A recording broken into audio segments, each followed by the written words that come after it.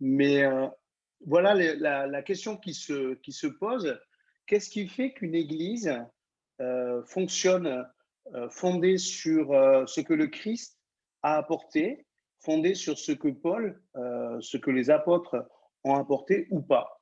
Et l'épître aux Galates est une épître, me semble-t-il, très actuelle pour répondre à cette question-là. On va le voir, on va voir plus précisément un passage, mais on va voir à travers cette épître ce qui est en jeu. Alors, juste, qu'est-ce que nous vivons dans nos relations, dans nos églises locales? Alors, tout ce que je vais vous mettre, c'est juste des choses que j'ai entendues. Il y a beaucoup d'humour là-dedans et il ne faut pas forcément le prendre au pied de la lettre, mais ce sont des dialogues authentiques que j'ai entendus et que j'ai notés, qui peut-être, ça vous arrive jamais à vous. Moi, ça m'arrive à Valence, ce genre de discussion. Voilà, entre membres de l'Église, on manque de communion fraternelle. Et puis il y a quelqu'un, ben justement, il fait partie de l'équipe accueil et dit, bah, à l'accueil, on fait au mieux. Je sais que ça ne vous arrive pas, vous, hein, il n'y a qu'à Valence que ça arrive, ce genre de dialogue. Un autre dialogue d'un groupe de maison, je ne suis pas d'accord avec la prédication de dimanche dernier, et puis quelqu'un qui dit, bah, j'étais pas au culte. Ou encore en conseil, quelqu'un qui dit, j'ai un cœur, un projet pour l'église, et puis ils s'entendent dire, bah, c'est bien, mais on n'a pas le temps de voir, c'est pas prévu à l'ordre du jour. Ou encore, ça marchera pas, on a déjà essayé. Ou encore, on en parle la prochaine fois. D'un groupe de maison encore, on partage les sujets de prière, et puis quelqu'un commence à parler, je n'ai plus de travail, on est sans ressources, alors prions.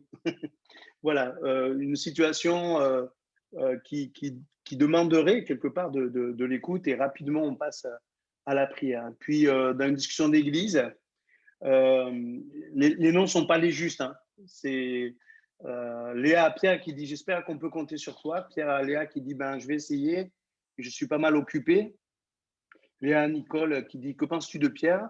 Nicole à Léa, eh ben, il n'est pas fiable. Et puis Nicole qui va rencontrer Pierre, qui va lui dire, comment vas-tu? Je suis tellement content de te voir. Voilà. Les genres de discussions qu'on peut avoir, de dialogues qu'on peut avoir dans une église, des fois comme ça, l'air de rien.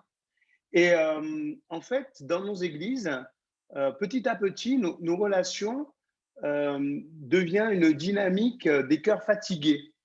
Il y a parfois des peurs qui s'instaurent, des peurs parce qu'on a peur de ne pas être à la hauteur. Il y a des jugements aussi sur les changements qui sont proposés. On a déjà essayé, c'est voilà. Il y a des blessures qui sont passées mais qui ne sont pas soignées. Alors ça crée une certaine indifférence. Il se passe des choses plus ou moins réjouissantes, mais une certaine indifférence s'impose. Et puis, voilà, on fait au mieux, qu'on ne vienne pas nous embêter avec d'autres idées, avec d'autres façons de faire. Une sorte de culpabilité aussi dans l'Église, un sentiment d'inadéquation. On n'arrive pas trop à avancer. Et du coup, ben, il y a une certaine culpabilité latente. Et puis, c'est compliqué de dire ce qu'on pense vraiment, mais il y a beaucoup de choses, il y a beaucoup de discours qu'on n'a plus envie d'entendre. Et surtout, le découragement. On a déjà essayé, on a échoué, on cherche juste à survivre. Alors, face à ces sentiments de, que nous pouvons avoir parfois, Jésus est venu nous proposer quelque chose d'assez simple. Venez à moi, vous tous qui êtes fatigués, de porter un lourd fardeau, et je vous donnerai le repos. Prenez sur vous mon joug, laissez-moi vous instruire, car je suis doux et humble de cœur, et vous trouverez le repos pour vous-même. Le joug que je vous invite à prendre est facile à porter, et le fardeau que je vous propose est léger. Voilà ce que Jésus a envie de dire à nos églises. Peut-être que nous portons parfois comme des fardeaux, peut-être il y a des choses un peu compliquées à vivre, mais ce qui est très intéressant, c'est que quand nous voyons quelqu'un fatigué, on ne lui dit pas en général prends sur toi mon joug. On dirait plutôt si tu es fatigué de porter un lourd fardeau, eh bien, dépose-le. Et Jésus nous propose de prendre sur lui son joug. Et qu'est-ce que ça veut dire? Ça veut dire qu'il nous propose, en fait, une autre culture, une autre manière d'envisager les choses, d'envisager notre vie, d'envisager l'Église, d'envisager d'être disciple avec lui. Et voilà, il explique au verset 30, le joug que je vous invite à prendre est facile à porter et le fardeau que je vous propose est léger. Alors, je ne sais pas si vous avez en tête le concept du fardeau léger. Un fardeau léger, c'est pas de fardeau. Un joug facile, c'est pas de joug. Mais l'idée que propose Jésus, c'est tout simplement de nous accompagner dans la dynamique, dans la vie de l'Église, de ne plus penser l'Église uniquement à partir de nos propres forces, à partir de ce que nous avons comme possibilité et comme énergie, mais de penser l'Église à partir de lui. Venez à moi. Tout commence là. Venez à moi. Ce que nous aimerions vivre et qu'on a déjà connu dans l'Église, c'est vivre davantage d'audace, vivre davantage d'unité, vivre de la bienveillance les uns envers les autres, vivre dans l'humilité, dans l'écoute et dans l'humilité, dans la détermination de l'Évangile à sauver les perdus, de l'authenticité dans les relations et de la persévérance dans la mission. Et on a connu, certainement, et on croit encore, qu'on peut connaître dans l'Église ce genre de motivation et ce genre d'émotion. Ressentir du courage, de l'unité, de la bienveillance, de l'humilité, de la détermination, de l'authenticité et de la persévérance. Comment faire? Ça semble si naturel quand on le vit. Et moi, je me rappellerai toute ma vie du temps où j'étais au club biblique lycéen, où tout d'un coup, des gens venaient à ce petit groupe informel qui lisait la Bible, qui jouait de la guitare. Et puis, voilà, tout d'un coup, les gens étaient touchés par ce que le texte biblique avait dit. On avait partagé un texte biblique en commun. Et voilà que les gens étaient touchés par l'évangile et avaient envie d'avancer, avaient envie de devenir des croyants, des disciples de Jésus-Christ. C'est tellement naturel quand on le vit et ça manque tellement quand on ne l'a plus. Et je voudrais qu'on ait ces deux émotions en tête, hein, des fois des galères ou des sentiments où que les choses sont lourdes, mais aussi des moments formidables, des moments qu'on a vécus dans l'Église où vraiment on était dans quelque chose de positif et de constructif, d'édifiant. Et pourtant, voilà, nos églises sont prises dans une sorte d'antagonisme culturel. Il y a des belles choses et des choses moins bien. Il y a des choses qui nous encouragent, il y a des choses qui nous découragent. Il y a des choses qui nous font peur, il y a aussi des choses qui nous donnent envie d'avancer. Et la question que va poser Paul dans l'Épître aux Galates, c'est quelle énergie les anime? Quelle énergie nous anime? Deuxième chose que Paul pose dans l'Épître aux Galates, c'est quel est le projet de l'Église? D'où lui vient ce projet?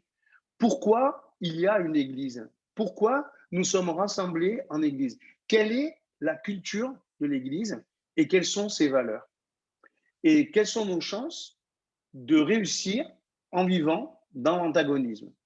Et ce que Paul va dire dans l'Épître aux Galates, c'est qu'on ne peut pas vivre ces deux types de valeurs. On ne peut pas vivre les valeurs rouges et les valeurs noires ensemble. Ça ne va pas ensemble.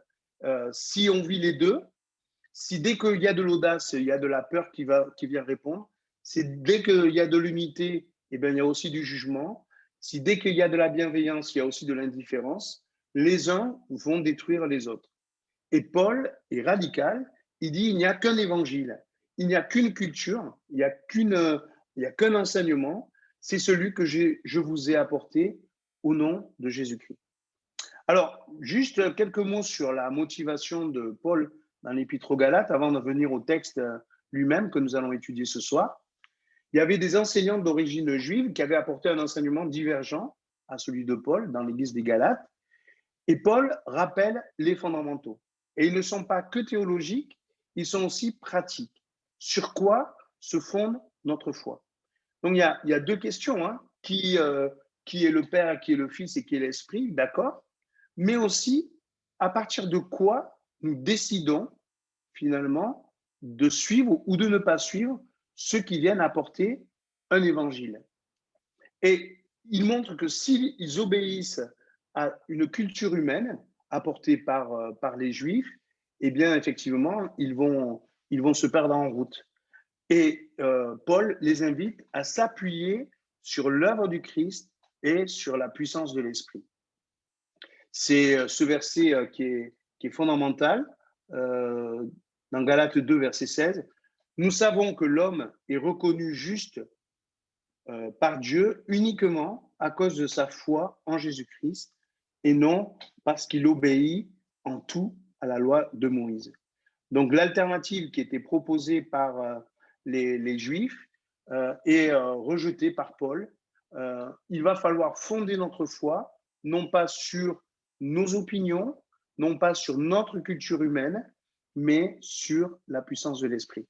Alors on en vient à notre texte, où dans Galates 5, 19, il va y avoir une sorte de résumé sur, par rapport à l'ensemble du livre. Et voilà ce qui est proposé comme aide pour séparer la culture humaine de la culture euh, fondée sur l'Esprit Saint. On sait bien comment se manifeste l'activité de notre propre nature, dans l'immoralité, l'impureté, le vice, le culte des idoles, la magie. Les gens se haïssent les uns les autres, se querellent et sont jaloux. Ils sont dominés par la colère et les rivalités. Ils se divisent en partis et en groupes opposés.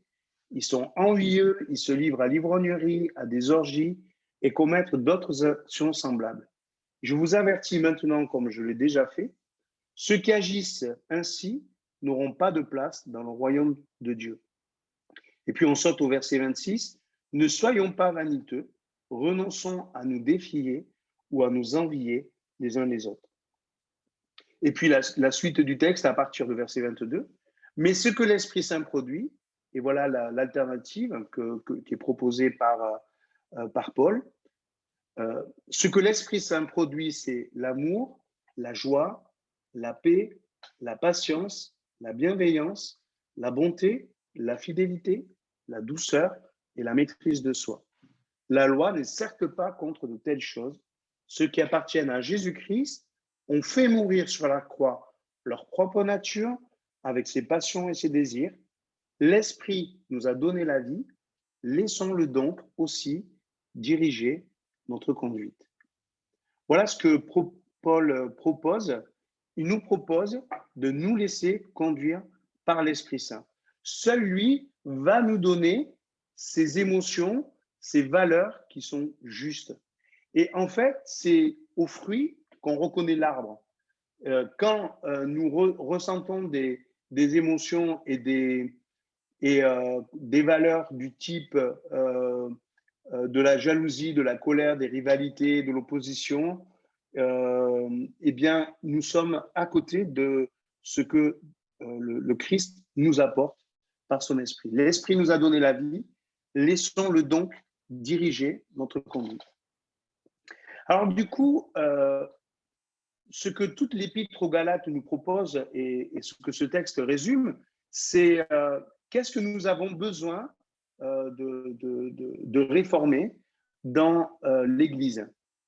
En fait, nous sommes conscients que ce que le Christ nous a apporté, ce que l'Esprit nous donne comme énergie, est une énergie et un esprit qui nous amène à vivre des valeurs, les valeurs du royaume de Dieu. Et les valeurs du royaume de Dieu, on les a citées, hein, c'est ce courage, c'est cette unité, c'est cette bienveillance, cette humilité, cette authenticité et cette persévérance.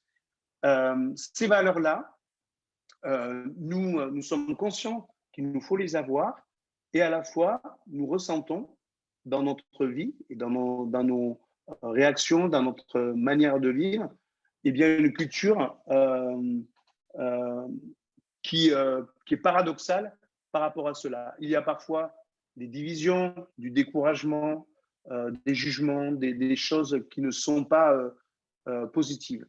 Qu'est-ce que Paul nous propose? Eh bien, tout simplement de renouveler notre spiritualité, de renouveler notre sensibilité et de renouveler notre stratégie. Et ça, on l'a dans toute l'épître aux Galates. Et comment on peut faire cela?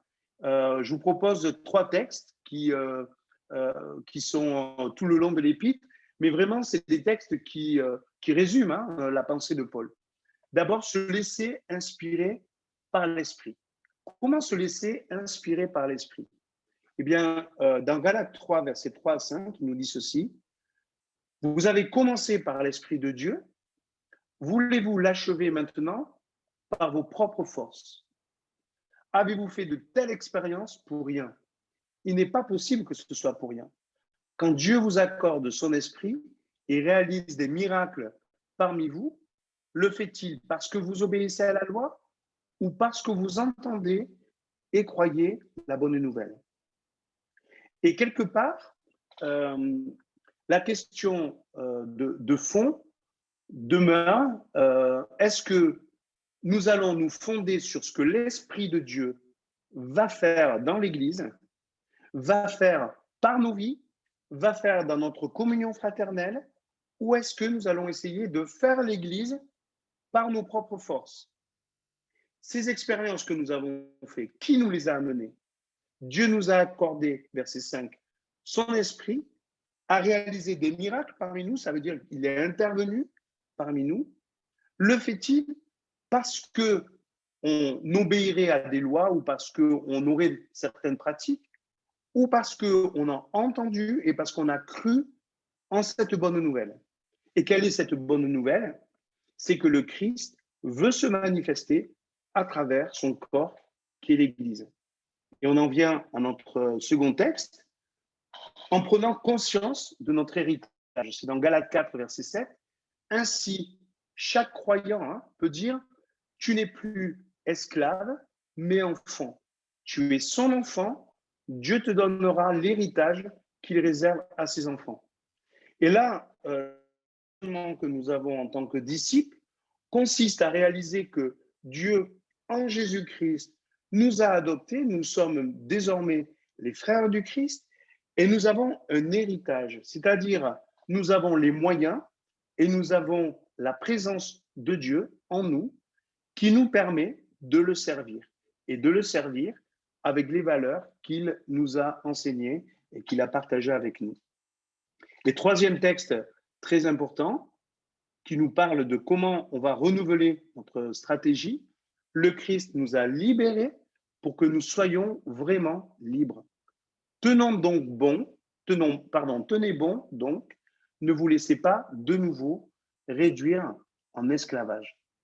Et je crois que on sous-estime totalement la liberté que Dieu nous donne, tout en étant dépendant de lui. Et en fait, Paul montre à travers son propre exemple combien il est à la fois dépendant du Christ et combien il a eu tellement de liberté dans sa relation avec les autres apôtres, dans la possibilité qu'il a eue de se confronter à Pierre, dans la liberté qu'il a eue de venir chez les Galates alors qu'il était malade.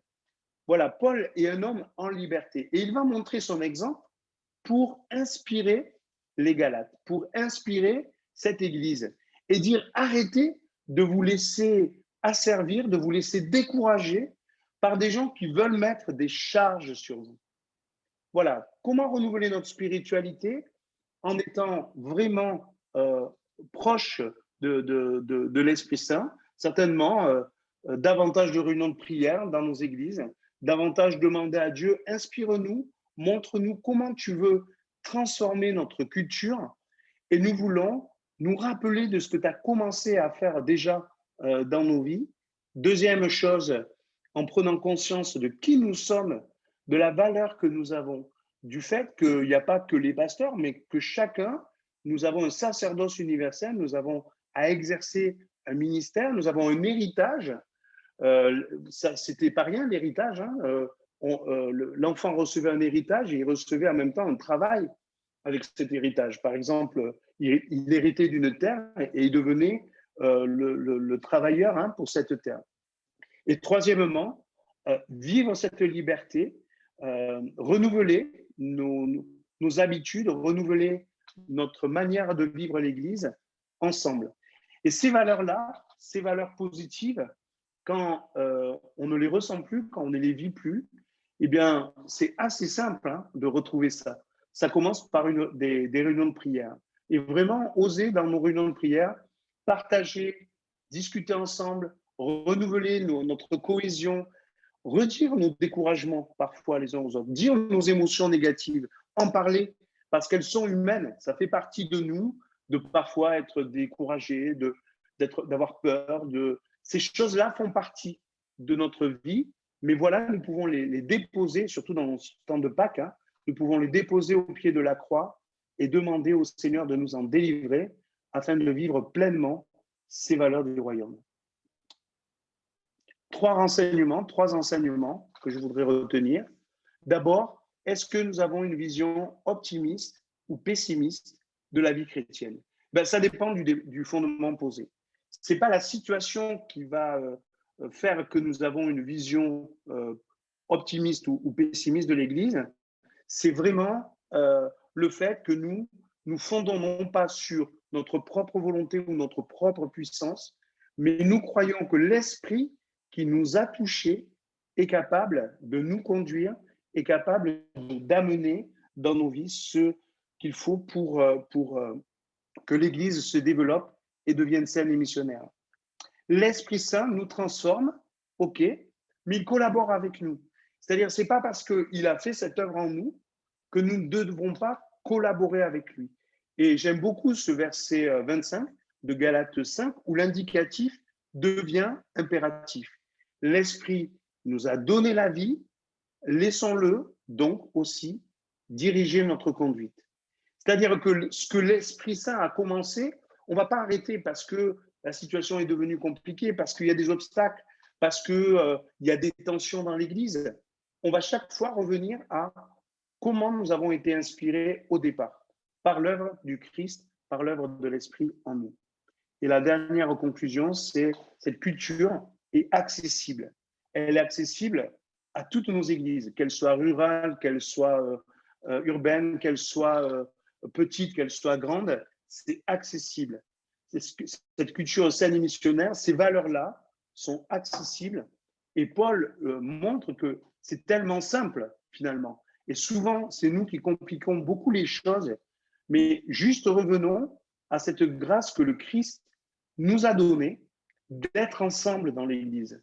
L'Église est une aventure merveilleuse que le Christ a commencée, et quelle que soit notre situation du moment, quelles que soient les difficultés ou quelle que soit la situation que nous sommes en train de vivre, c'est déjà quelque chose d'incroyable d'être ensemble, les enfants de Dieu, qui sommes appelés à vivre quelque chose qui va nous amener plus loin et qui va nous amener aussi à être missionnaires. Je m'arrête là, les amis. Merci Jean-Pierre. Merci Jean-Pierre pour cet exposé. Et on va pouvoir continuer à te solliciter avec les questions qui arrivent sur le chat. Il y en a plusieurs et je vais pouvoir te les poser directement. N'hésitez pas à continuer à en faire arriver et je les poserai aussi. La première question nous vient d'un Vincent M, CS et Toulouse, et qui demande finalement la différence entre valeur et culture, Jean-Pierre. Quelle différence et quel lien entre ces deux concepts? Le concept de valeur et le concept de culture. En fait, c'est ma lecture, hein, une culture, c'est ce qui fait qu'on pense ce qu'on pense, qu'on croit ce qu'on croit et qu'on fait ce qu'on fait. C'est-à-dire que la culture a ce côté transversal de ne pas être juste théorique, mais touche aussi à ce qui m'enthousiasme, ce qui touche à à mes émotions et ce qui touche aussi à ma pratique. La culture, c'est cet ensemble entre la connaissance, le cœur, on pourrait dire, et les mains. Voilà. Alors les valeurs, eh bien, justement, les valeurs jouent ce rôle un peu de lien entre ces trois choses. Les valeurs, d'abord, je peux les exprimer par des mots, voilà, par exemple, si j'ai du courage, eh bien, ce courage m'a été donné par le courage qu'a démontré le Christ en venant sur la terre. Et ce courage que le Christ a eu en venant sur la terre me donne du courage, moi, d'aller à mon tour vers mon prochain, vers celui vers qui il m'envoie. Donc le courage est à la fois théorique, c'est parce que je sais que le Christ est venu vers moi et qu'il m'envoie, qu'il me donne une mission, que du coup, je me mets en action. Et donc, les valeurs, c'est ce point, je dirais, de jonction entre la théorie que je reçois, l'enseignement que je reçois, et la mise en pratique. Donc, si ce que je sais ne me met pas en route, c'est que ce n'est pas une valeur pour moi. C'est juste une connaissance, mais qui ne me met pas en action. La valeur a ce supplément d'âme, d'amener ma théorie, d'amener ma connaissance à me mettre en action. Alors, c'est pour ça que je dirais les valeurs, finalement, l'ensemble des valeurs vont définir la culture pour moi. D'ailleurs, c'est pour ça qu'une entreprise a toujours un projet, mais ce projet finit souvent par ses valeurs, parce que les valeurs vont définir l'identité de l'entreprise. Et qu'on le veuille ou pas, nos églises ont une culture plus ou moins biblique, plus ou moins fondée sur la Bible, mais nos églises ont des valeurs qui font que finalement, elles ont une culture. Dis-moi quelles sont tes valeurs, je te dirai ta culture.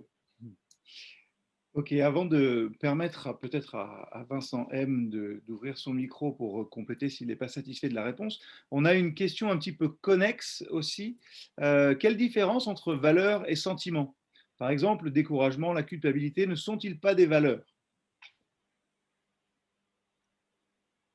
Oui, oui. Je dirais que les sentiments sont une partie des valeurs. C'est-à-dire que quand je suis pris, par exemple, par un découragement, si mes valeurs sont fortes, je vais pouvoir résister à ce découragement qui est un découragement passager. Si par contre, je suis fondamentalement découragé, je vais aller vers la dépression, quoi. Enfin, voilà. Plus rien ne vaut la peine d'être vécu, donc je me décourage complètement. Donc, je dirais, les sentiments font partie des valeurs, mais les valeurs sont beaucoup plus larges et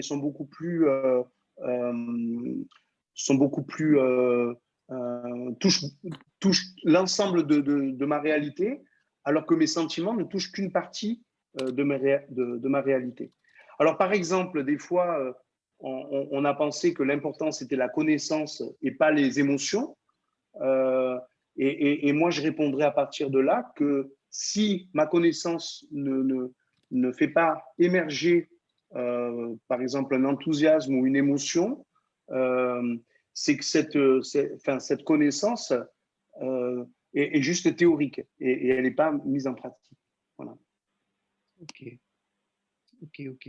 Alors, la question qui suivait un petit peu cette question de différence entre valeurs et culture, c'était peut-être quelque chose auquel tu as répondu quand même en partie, mais ça mérite peut-être un petit peu d'éclaircissement, parce qu'on répondrait tous Dieu ou la Bible, mais qui va définir et comment, justement, quelles sont les bonnes valeurs? Je crois que celui qui a défini quand même ces valeurs qui devraient nous fonder, c'est quand même le Christ. Et il les a vraiment, il a montré que ces valeurs étaient déjà présentes dans le monde, dans le Sermon sur la montagne, quand il dit heureux les pauvres, heureux les humbles, heureux ceux qui combattent pour la justice, donc qui font preuve de courage pour la justice. On pourrait reprendre ces choses-là. Et c'est intéressant de voir que dans le Sermon sur la montagne, Jésus fait référence justement aux valeurs qui vont faire qu'il va se distancier d'un légalisme qui voulait prendre la place des valeurs. Souvent, les pharisiens avaient pris la loi et puis l'avaient enfermée juste dans une application. C'est d'ailleurs les gens qui vont voir les Galates ont cette même tendance. Et Jésus montre que la valeur qu'il défend va beaucoup plus loin. Quelle est la relation que j'ai à l'autre? Donc, si je ne le tue pas, mais que je le traite mal, c'est une façon de le tuer déjà. Et donc, je dirais, le fondement de nos valeurs, ils sont tout simplement dans le sermon sur la montagne. Voilà, très simplement. Ok. Alors, je garde une question un petit peu dérangeante pour après, et il y en a deux qui se rejoignent. C'est une question qui dit, est-ce qu'il y a des valeurs communes, incontournables, et d'autres qui seraient spécifiques à telle ou telle église, peut-être en fonction de visions ou de missions différentes. Et j'allais dire, il y avait aussi... ça se mettait un petit peu avec la question d'Arnaud de Cannes. Une église saine et missionnaire me parle beaucoup, mais que mettons-nous derrière ces mots? Est-ce que tout le monde a la même définition? Ça rejoint un petit peu, c'est-à-dire est-ce qu'il y a des projets spécifiques? Est-ce que tout le monde a la même définition? Comment tu répondrais un peu à ces deux problématiques? Je crois qu'il y a que une église saine, c'est une église fondée sur ces valeurs apportées dans le sermon sur la montagne. Et souvent, nous voulons remplacer ça par ou de la morale ou de l'action. Mais une église en bonne santé, c'est une église où les émotions, la réflexion et l'action sont cohérentes. Et voilà ce qu'est la santé. Chez une personne ou dans une église saine, c'est une église qui, entre son enseignement, sa mise en pratique et, je dirais, les relations qu'il y a entre les personnes, c'est cohérent, ça colle, quoi. Voilà, c'est ça la bonne santé. S'il y a dysfonctionnement, c'est-à-dire s'il y a un écart entre ce que je crois et ce que je vis, par exemple, je crois que Dieu est puissant, mais je ne crois pas que mon église puisse changer. Voilà, ça c'est complètement incohérent. Si je crois que Dieu est puissant, ben, je crois que Dieu peut changer les choses et je vais me poser la question, comment il va le faire? Ben, il va le faire d'abord en changeant notre cœur. Voilà une église saine, ce n'est pas une église où tout va bien. C'est une église qui simplement, entre la réflexion, les relations et l'action, il y a une cohérence. Voilà ce que ça veut dire être sain. Par exemple, je peux être en bonne santé et certaines fois être malade, mais je prendrai des médicaments et puis je vais redevenir en bonne santé. Donc, une église saine, c'est une église qui ne se laisse pas comment on peut dire ça, envahir par des valeurs qui ne sont plus les valeurs de l'évangile. Missionnaire, eh ben, je dirais, on ne devrait pas avoir besoin de dire une église saine et missionnaire, parce qu'une église en bonne santé, c'est forcément une église missionnaire. C'est-à-dire une église qui reçoit le Christ et qui l'honore pleinement dans sa vie d'église, mais c'est aussi une église forcément missionnaire, puisque le mandat que le Christ a donné à l'Église, c'est d'être missionnaire. Alors, on ajoute toujours une Église saine et missionnaire pour préciser, mais logiquement, il suffirait de dire une Église voilà, en bonne santé, quoi. On touche peut-être à la question qui est peut-être plus difficile à cerner et qui est plus centrale, c'est est-ce qu'on est sûr d'avoir la même compréhension de la mission de l'Église? Peut-être tous ensemble aussi. La mission, c'est atteindre ceux qui ne sont pas atteints. Après, on peut choisir sa mission. Je crois qu'on a une liberté assez vaste. Par exemple, des églises qui veulent atteindre des gens qui ne vont plus à l'église et qui sont en perte de vitesse, ben, c'est une mission. Si je veux aller dans d'autres pays, si je veux que mon église soit missionnaire pour d'autres pays, c'est une autre mission.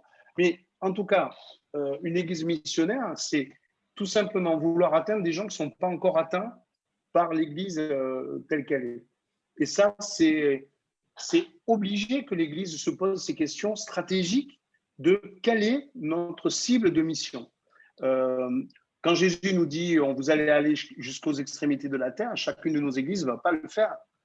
Mais on peut choisir la mission qui est la nôtre. Et c'est là notre grande liberté finalement d'église.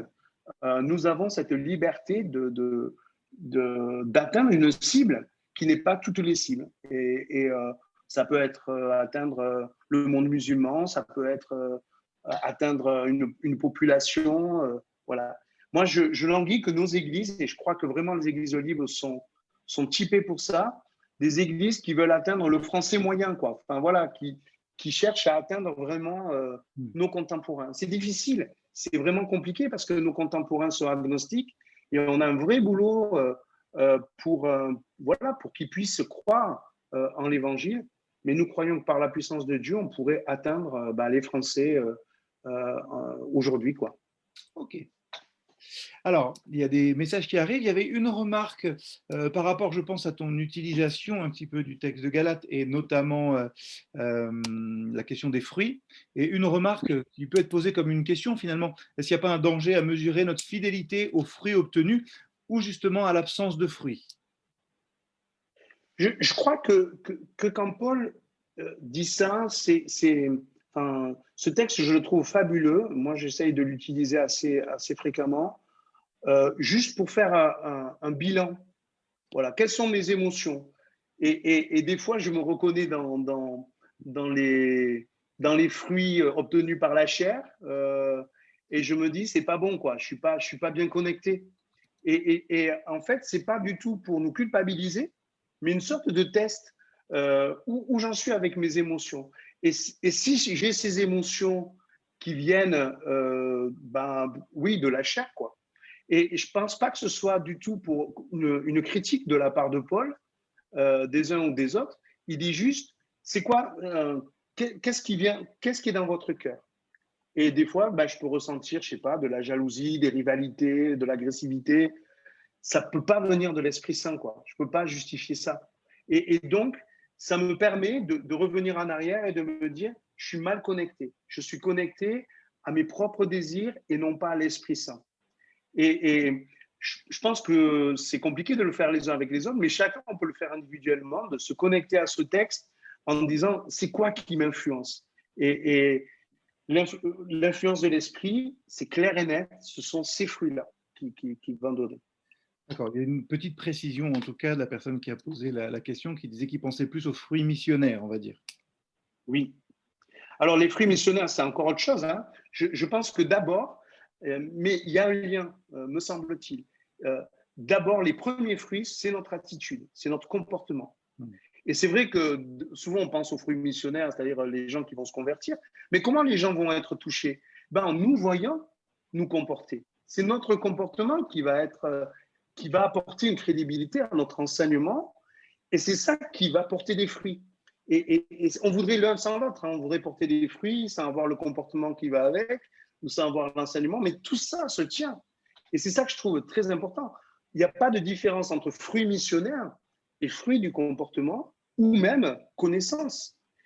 Et Paul le montre dans l'Épître aux Galates, soyons cohérents entre ce que l'on croit, le comportement que l'on a, et puis les relations qu'on a aux autres.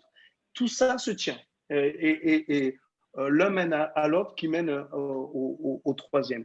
Et je crois vraiment que quand il centre sur les valeurs, c'est montrer que le centre du problème, c'est notre cœur.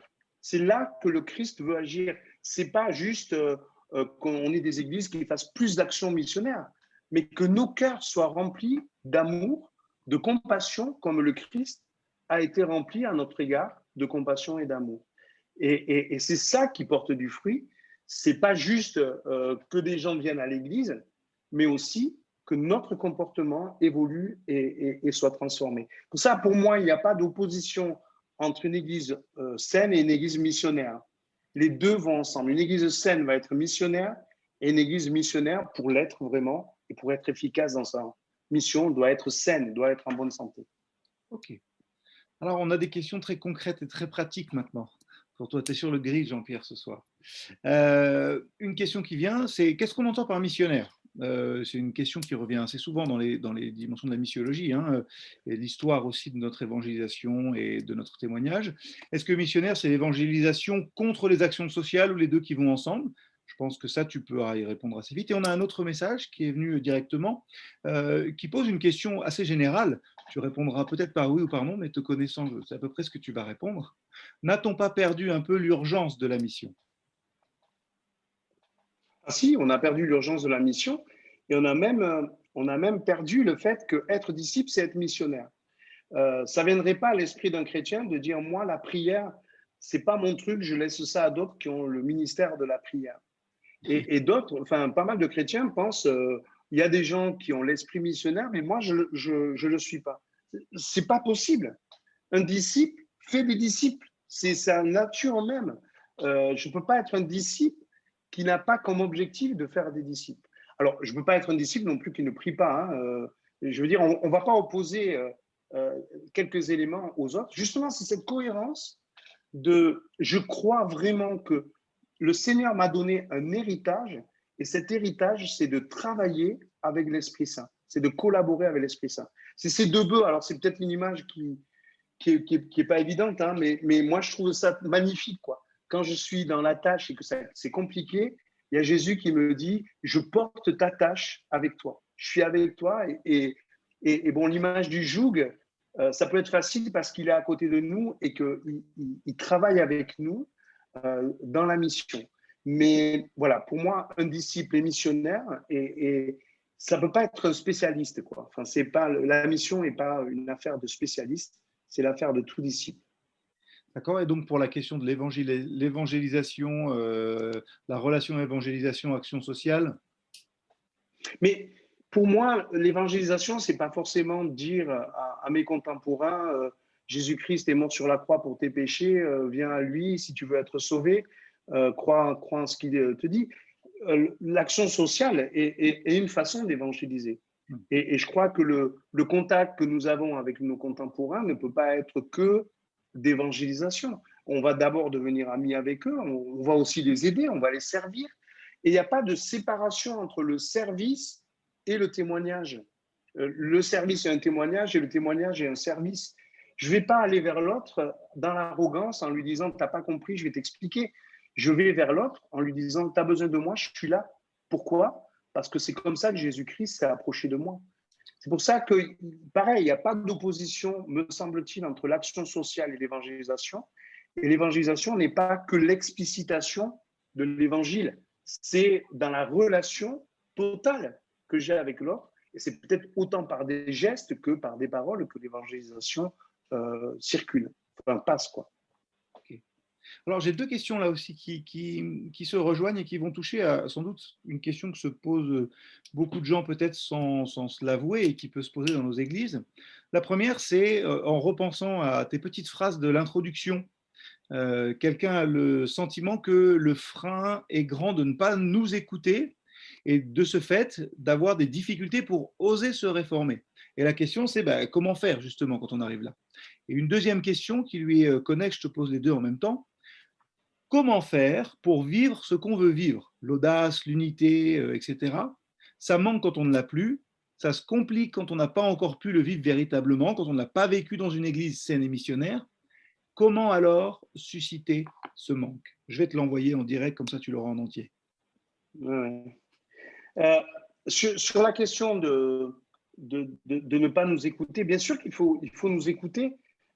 Et je crois que d'abord, il faut s'autoriser dans l'Église à savoir que notre nature n'est pas toujours remplie de l'Esprit Saint, quoi, justement. Et admettre que dans l'Église, enfin moi je l'admets très simplement avec vous, j'ai des émotions qui ne sont pas les émotions toutes qui viennent du Saint-Esprit. Mais est-ce que je peux le partager avec des frères, mais juste, je ne peux pas le mettre sur le même niveau et je ne peux pas le mettre dans le même catégorie que ces émotions que veut me donner le Saint-Esprit, ces valeurs que veut me donner le Saint-Esprit. Donc, je crois qu'effectivement, confesser nos freins, confesser nos difficultés. Par exemple, si je suis découragé, ben, je vais manquer d'audace. C'est clair. Eh bien, d'abord, il va falloir résoudre cette question de mettre devant le Christ eh bien, ces choses qui me pèsent, qui m'empêchent d'avancer. Il faut d'abord les déposer pour pouvoir ensuite repartir avec eh bien, ce que va me donner l'esprit. Et l'esprit va renouveler des émotions en moi, des émotions positives, des émotions qui m'amènent à le servir et à croire que je peux être son disciple. Voilà. Et donc, la partie, c'est, enfin, tous les mots en noir, et ben, il faut en parler justement. C'est pas du tout se les cacher, mais au contraire, les exprimer, ces choses-là. Je suis découragé, j'ai peur, j'ai du mal à dire vraiment ce que je pense parce que je veux pas blesser qui que ce soit. Enfin, je, voilà, je suis dans l'indifférence, je suis, voilà. Et qu'est-ce qu'il y a de merveilleux dans l'Église? C'est qu'au lieu d'être jugé pour ces émotions-là, que mes frères et mes sœurs prient pour moi. Parce que quand elles sont là, il y a des raisons. J'ai certainement été blessé, j'ai certainement été touché, j'ai certainement été affecté, et j'ai besoin d'être guéri, j'ai besoin d'être pardonné. Et je crois que sans l'œuvre de guérison et de pardon que le Christ continue de produire par son esprit, ça va être compliqué de passer à ces autres valeurs, à ces autres dons, à ces autres manifestations que sont l'audace, l'unité, etc. Je ne sais pas si je réponds, hein, mais l'idée, c'est qu'il faut travailler dans la repentance ces émotions qui font partie de notre vie et de notre réalité avant de pouvoir vivre ça. Il ne faut pas les mélanger. Il y a une place pour les deux. D'abord, une place à la repentance, et puis ensuite, ben, c'est l'histoire de la Pâque. Il faut qu'il y ait des choses qui meurent en moi pour que des choses puissent vivre. Il faut accepter d'amener au pied de la croix ces choses qui ne peuvent pas m'amener à être son disciple. Merci Jean-Pierre. Je crois qu'on a fait le tour des questions pour l'instant qui sont arrivées. Euh, une question très technique, est-ce qu'on pourra avoir une copie des diapos présentées? Bien sûr. Je pense qu'on Bien pourra sûr. peut-être voir, je pense qu'on pourra peut-être voir à mettre tout ça aussi sur le blog. Je pense qu'on Okay. pourra mettre ça dans un document qui sera téléchargeable. À mon avis, c'est le plus simple, hein, pour que vous puissiez y aller. Je vais vous mettre l'adresse de ce blog pour ceux qui ne l'auraient pas encore dans le chat. Voilà. Et vous retrouverez, on va voir comment on fait au mieux pour mettre l'enregistrement de ce soir. Et puis, on mettra peut-être en annexe aussi les différents, le diaporama. Mais sinon, on pourra avoir le tout. Oui, Yolanda, tu dois nous laisser. Eh ben, grand merci aussi pour ta présence. Et ça me permet aussi de remercier tout le monde pour votre présence. C'est un peu frustrant de ne pas vous voir en vrai et de ne pas pouvoir échanger. On a hâte de pouvoir quand même le faire. Avant de prier pour terminer, j'aimerais simplement rappeler qu'on aura nos 3 études bibliques qui seront apportées. La prochaine, ce sera le dernier lundi d'avril, le 26 avril, à 20 h encore. La thématique, ce sera la recherche de la paix dans la distinction et dans la dispersion. Et je crois que c'est Benjamin Thuriot qui apportera la réflexion, et on fera de la même manière un petit temps d'échange, un petit temps de choses. Donc, on vous enverra sans doute le lien pour le replay. N'hésitez pas à vous en servir en église, hein, d'une manière ou d'une autre. N'hésitez pas non plus à communiquer le lien pour aller voir. Comme on l'a dit, on veut cheminer ensemble pour avoir un synode 2021 en Zoom rapide, c'est vrai, mais un synode 2022 qui sera réellement extraordinaire, parce qu'on aura réfléchi tous ensemble et on aura sans doute bien des idées. Alors, avant que je ne... Ah bah si, Emmanuel, tout à fait, c'est sans doute Simon, alors. Ben, très bien, ce sera Simon Vanderdouze, mais les deux sont d'égale valeur et sont vraiment fantastiques. Donc, je vous encourage à venir à cette rencontre. Il y a tellement de choses qui se préparent que des fois, on a les cerveaux, l'esprit qui a du mal. Jean-Pierre, est-ce que je peux te laisser terminer par la prière? Ça simplement et je marche. clôturerai après. Je remercie encore chacun et chacune pour votre présence. Passez une bonne soirée, il en reste un petit bout. Et merci beaucoup Jean-Pierre pour tout ce que tu nous as apporté. Merci Seigneur pour voilà, ce signe de l'Église ce soir, nos églises dispersées, nos églises ici et là. Et Seigneur, au-delà des moyens techniques, c'est ton unité que nous voulons, c'est être ensemble ton corps. Et Seigneur, oui, il y a beaucoup de travail dans nos églises, dans nos cœurs, dans nos vies. Mais nous voulons juste te dire ce soir notre confiance que toi qui as démarré une œuvre si belle en nous et parmi nous, tu vas la continuer.